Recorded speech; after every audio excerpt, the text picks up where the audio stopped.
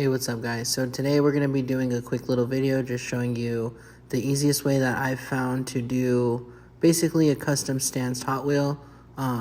Maybe not the easiest route, but one that has worked the best for me. You are going to need a few tools and items basically just to make things easier.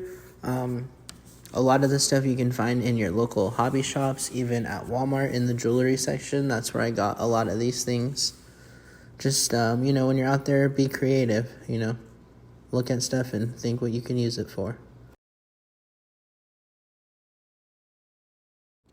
So here we're basically just going to take the regular car apart. As you can see, this car already had a wheel swap to begin with, but we're going to just turn it up a little bit of a notch.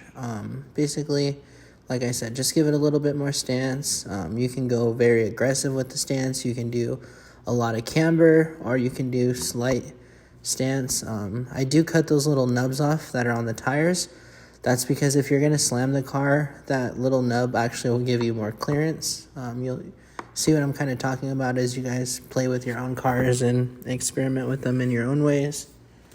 But those are those 2-inch head pins that we used. Basically going to be using those to hold the tires in place. That's what those are going to look like when they're all done. Pretty simple, not too complicating. Okay, so now this part, because you're going to be customizing the car, basically what you're going to need to do is cut out pretty much any plastics and anything that's going to be getting in the way of those wheels and tires. Before making any gluing or anything, I would definitely make sure that your clearance is good, because once you start doing everything, you're going to have to make sure. I normally have to cut the back seats out too sometimes, just depending on what car and how aggressive I'm trying to get the stance. But I also take this time to kind of just paint the car up a little bit, just the seats, because when you put everything together, this is going to pop out a little bit through those windows and just catch the eye a little bit more.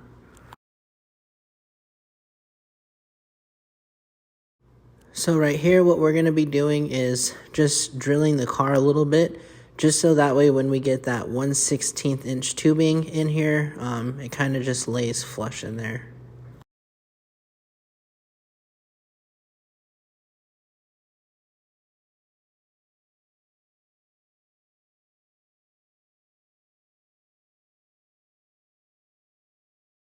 So this part is pretty important too. So basically what I'm doing here is just cutting a little piece of the plastic away.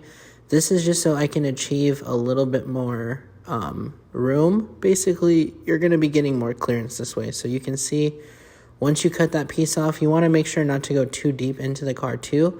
That way you don't snap the car. I have snapped a few in half and that does suck. So just kind of pay attention to what you're doing. Don't cut too much, but definitely cut a nice little piece out so you can get those wheels to tuck in nice and clean.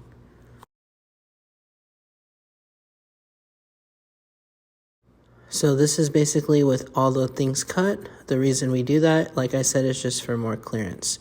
So now we're going to get that tubing that we got from earlier, that 1/16 scale tubing, and we're pretty much just going to use this as an axle, and those little tiny wheels that we got earlier with those 2-inch head pins, we're just going to shove them in.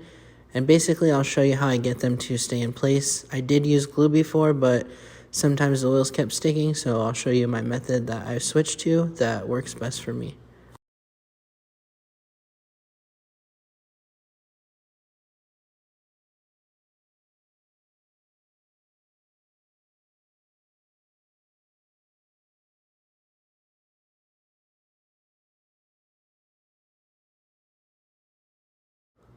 Alright, so right here, like I said, I was going to show you the method.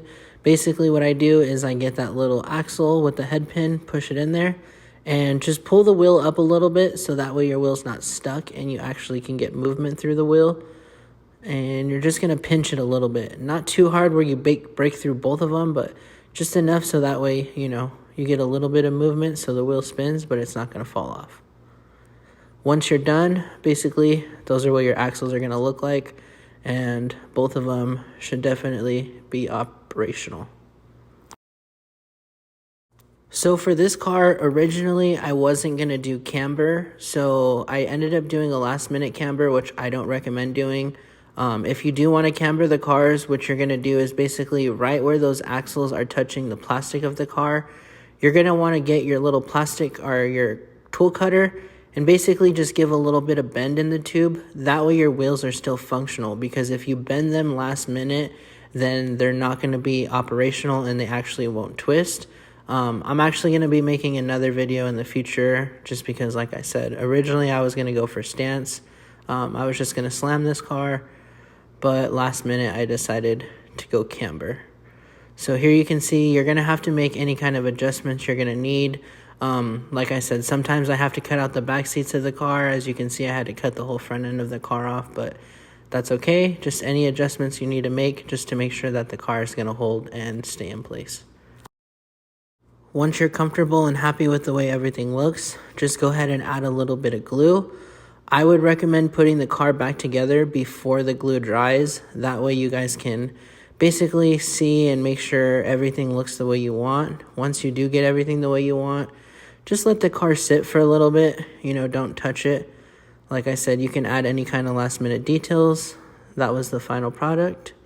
As you guys can see here in the second, we did add some exhaust towards the end, but I think it came out good. Let me know what you guys think down below. Let me know what you guys want to see next.